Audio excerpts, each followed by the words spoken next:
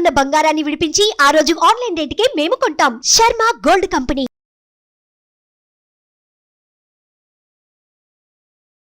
నమస్కారం, నేను మీ జాహ్నవి. మనతో ఉన్నారు ప్రముఖ జ్యోతిష్య వాస్తు పండితులు, జ్యోతిష్య వాస్తు శిక్షణ నిపుణులు, లలిత ఉపాసకులు బ్రహ్మశ్రీ నానాజీ పట్నాయక్ గురువు గారు. సూక్ష్మంలో మోక్షం ఈ ప్రత్యేక కార్యక్రమం ద్వారా ప్రతి ఒక్క ప్రత్యేకమైన తిథులకు సంబంధించి కానీ, మనకి ఉన్నటువంటి సమస్యలకు సంబంధించిన పరిష్కారాలకు సంబంధించి కానీ ఎంతో డీటెయిల్గా గురువుగారు ఎక్స్ప్లెయిన్ చేస్తూ ఉన్నారు కదా. మరి ఈ రోజు కూడా ఒక ప్రత్యేకమైన తిథికి సంబంధించి గురువుగారి మాటల్లో డీటెయిల్డ్గా ఇన్ఫర్మేషన్ అడిగి తెలుసుకుందాం. నమస్కారం గురుగారు. శ్రీమాత్రే నమః. అయితే గురువుగారు, తొలి ఏకాదశి ఆషాఢ మాసంలో వచ్చే ఏకాదశిని తొలి ఏకాదశిగా మనం జరుపుకుంటూ ఉంటాం కదా. మరి ఈ తొలి ఏకాదశి యొక్క విశిష్టత ఏమిటి? సో చాలా మంది అంటూ ఉంటారు, తొలి ఏకాదశి నాడు కుడుములు కనుక చేస్తే కుబేరులు అవుతారు అని. ఇందులో వాస్తవం ఉందంటారా? అసలు ఏకాదశికి సంబంధించి కూడా డీటెయిల్ ఇన్ఫర్మేషన్ ఎక్స్ప్లెయిన్ చేయండి గురు. ఫస్ట్ ఆఫ్ ఆల్ ఏంటంటే అమ్మ, కుబేరులు అంటే మనం ఎంతసేపు మనం ధన రూపంలోనే చూసుకుంటాం. అంతే కదా. మీకు పెద్ద అనారోగ్యం రావాలి, రాలేదు, ఓ రకంగా కొన్ని లక్షల రూపాయలు మీకు మిగిలినట్టే కదా. అంతే కదా. అవును, అంతే కదమ్మా. ఎందుకంటే ఏకాదశికి ఉన్నటువంటి ముఖ్యంగా దేనికి ప్రాధాన్యత అంటే మీకు ఆరోగ్యాన్ని ఇస్తుంది ఏకాదశి ఎప్పుడు కూడా. దీని మీద మనకి ఒకతను పిహెచ్డి చేశాడు జపాన్లో సంథింగ్. అతనికి అంటే ఈ ఏకాదశులు ఎవరైతే కంటిన్యూస్గా పాటిస్తారో వాళ్ళకి క్యాన్సర్ లాంటి ప్రాణాంతకమైనటువంటి రోగాలు రాకుండా ఉంటాయి అని చెప్పడం జరిగింది. మీకు ఎందుకమ్మా, ఏ ప్రాణైనా ఈ విశ్వంలో ఏ ప్రాణైనా గుర్తుపెట్టుకోండి, ఏదైనా హెల్త్ ఇష్యూ వస్తే అది ఫుడ్ తినదు ఫస్ట్, తెలుసా మీకు? ఫుడ్ని అవాయిడ్ చేస్తుంది. ఎందుకు అంటే మీరు ఫుడ్ వేసారనుకోండి, అదేమవుతుంది, లోపల అరిగించే కార్యక్రమానికి ఫస్ట్ లోపల ఉండేటువంటి సిస్టమ్ మొత్తం దాని మీద పనిచేస్తూ ఉంటుంది. అది ఎప్పుడైతే లేదో, ముఖ్యంగా ఏ రోజు పడితే ఆ రోజు మీరు ఉపవాసం ఉండడానికి వీల్లేదు. ఏకాదశి రోజు మాత్రమే ఉపవాసం ఉండకూడదు. ఎందుకు అంటే ఇమ్యూనిటీ పెంచుకునే సమయం అది బాడీకి. అప్పుడు ఏమవుతుంది, మీరు ఏ రోజైతే ఏకాదశి వచ్చిన రోజు మీరు ఉపవాసం ఉండి భగవంతుడికి అర్పిస్తూ ఆ రోజు పూజాది కార్యక్రమాలు చేస్తారో, ముఖ్యంగా మీకు ఆ యొక్క శ్రీమన్నారాయణుడు ఆరోగ్యాన్ని ప్రసాదిస్తాడు. అంటే ఆ రోజు ప్రకృతిలో ఉన్నటువంటి పవర్ మనకి కూడా సెట్ అవుతుంది. సో ప్రతి ఒక్కరికి సెట్ అవుతుంది. అంతేగాని ఇప్పుడు ఎప్పుడంటే అప్పుడు ఇంటర్మీడియట్ ఫాస్టింగ్స్ లో భాగంగా ఏవో చేసేస్తున్నాం, అది వేరు, ఇది ఎంటైర్లీ డిఫరెంట్ స్పిరిచువల్ గా. ఎగ్జాక్ట్లీ. ఇంకోటి మీరు అన్నట్టుగా మరి ఈ ఏకాదశికి ఉండేటువంటి ప్రాధాన్యత ఏమిటి అంటే, సూర్యుడు చంద్రుడు ఉండే డిస్టెన్స్ని బట్టి మనం ఏకాదశిని క్యాల్కులేట్ చేస్తాం. సూర్యుడు కర్కాటక రాశిలో ఈ 17వ తేదీకి ఈ మాసంలో శుక్రుడు బుధుడితో కలిసి పంచమ స్థానంలో నీచబడ్డ చంద్రుడికి కోణంలో ఉన్నారు. అంటే ఏమిటి, ఎవరికైనా ఆకస్మికంగా ఏదైనా సరే పెద్ద ప్రమాదం రావాల్సినటువంటిది ఈ స్వామివారిని ఏకాదశి రోజు భక్తి శ్రద్ధలతో కనుక పూజించినట్లయితే ఆ దోషం పోతుంది, ఖచ్చితంగా పోతుంది, అందులో ఎటువంటి సందేహం లేదు. అలాగే మీరు ఇందాక అన్నారు, కుడుములు నైవేద్యంగా పెడితే కోటీశ్వరులు అవుతారట, అది ఉంది, సామెత ఉంది, లేదని కాదు. అయితే కోటీశ్వరుడు అనగా మనం ఎంతసేపు క్యాష్, నెట్ క్యాష్ అనే పాయింట్ అలా అని కాదు.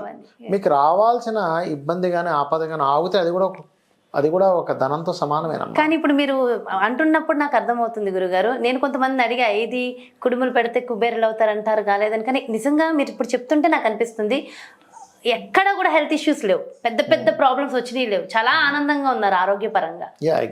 నిజంగా మీరు చెప్తుంటే నాకు అనిపిస్తుంది. కుడుములే ఎందుకు అంటే, ఈ కాలము ఇప్పుడంతా వర్షాకాలం ప్రారంభమైనటువంటి సమయం. కుడుములు ఈ సమయంలో గనక స్వామివారికి అర్పించి వాటిని ప్రసాదంగా తీసుకుంటే అనారోగ్య సమస్యలు రావు.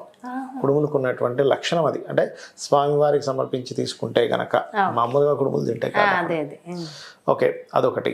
చంద్రుడు ఎప్పుడైతే నీచ స్థానంలో ఉన్నాడో ఇప్పుడుండే ప్లానటరీ పొజిషన్స్లో, ఇది కూడా ఏంటి, చంద్రుడు న్యాచురల్ 8th హౌస్లో నీచ స్థానంలో ఉంటాడు. అంటే మన మనసు రాంగ్ డెసిషన్స్లోకి వెళ్ళి మనం ఎక్కడ ఇబ్బంది పడకుండా ఉండడానికి ఆ రోజు చేసేటువంటి పూజ తోడ్పడుతుంది మనకి. మనస్కారకుడు చంద్రుడు, అందుకని అది కాకుండా న్యాచురల్ 8th హౌస్లో ఉన్నందుకు యాక్సిడెంట్ యోగాలు ఉన్నా లేకపోతే ఆకస్మికంగా పెద్ద నష్టం జరగాల్సింది. ఇప్పుడు చూడండి జాతక చక్రంలో చూసి చెప్తాం ఎట్లాగా ఈ అష్టమాధిపతి అండ్ ఈ అష్టమాధిపతి యొక్క మహాదశ లేదా అష్టమాధిపతి పాడైన మహాదశ నడుస్తుందండి. రాహుకేతు యాక్సెస్లో పడ్డారు. మీరు ఈ మహాదశ అంతర్దశలో చాలా కేర్గా ఉండాలని చెప్తూ ఉంటాం. అది యాక్సిడెంట్ కానివ్వండి, పెద్ద పెద్ద ఫ్యాక్టరీలు బిజినెస్ నడిపేవారు కానివ్వండి, వాళ్ళకప్పుడు అయ్యో ఏ పూజ చేసుకోవాలండి అంటూ ఉంటారు. ఇలాగా ఈ తులా ఏకాదశి నాడు కనుక ఉదయం నిద్రలేచి చక్కగా కాలకృత్యాలు తెచ్చుకున్న తర్వాత మీ నిత్య పూజాది కార్యక్రమాలు అయిపోయిన తర్వాత ఇంట్లో అయితే ఇంట్లో విష్ణు అండ్ మరియు శివ ఆరాధన చేయడం, లేదా మీకు దగ్గరలో శివాలయం కనుక ఉన్నట్లయితే అక్కడికి వెళ్ళి విష్ణువుని ఆరాధించడం, అంటే విష్ణు సహస్రనామాలు చదవడం, మీకు తోచినటువంటి నైవేద్యం మీకు షోడశోపచారాలు పంచోపచారాలతోనూ చేసి ఆ రోజంతా ఉపవాసం కనుక ఉండగలిగితే అయితే అనారోగ్యము ఉంది ఏం అక్కర్లేదు, మీరు ఉపవాసమే ఉండక్కర్లేదు, అనారోగ్యంతో ఉండమని చెప్పలేదు. శాస్త్రంలో ఉన్నది అది. స్త్రీలు చేయాలని రూల్ ఏం లేదు, పురుషులే చేయాలి. స్త్రీ కూడా చేస్తానంటే చేయొచ్చు, కాకపోతే ఏంటంటే విద్యార్థులు చేయక్కర్లేదు. లేదంటే నాకు కొంచెం యంగ్గా ఉన్నాను నాకు పర్లేదు, ఎందుకంటే అమ్మ ఏం లేదు, కొంచెం చదువుకునే సమయంలో చదువు మీద కాన్సన్ట్రేషను, దాంతోపాటు భక్తి మార్గంలో ఉండొచ్చు, తప్పు కాదు. కానీ ఉపవాసాలు ఇవన్నీ విద్యా సంబంధించిన సమయంలో చేయకూడదు. లేదండి నాకు శక్తి ఉంది, నేను చేయగలను, నేను ఉంటాను, నేను వెరీ స్ట్రెంగ్త్, నాకేమీ కాన్సన్ట్రేషన్ నాకేం తప్పదు, చేయొచ్చు, తప్పేం కాదు. అలాగే వృద్ధులు చిన్నపిల్లలు చేయాలని రూల్ ఏం లేదు ఉపవాసము. మిగతా వారు 100% చేయాలి ఉపవాసం.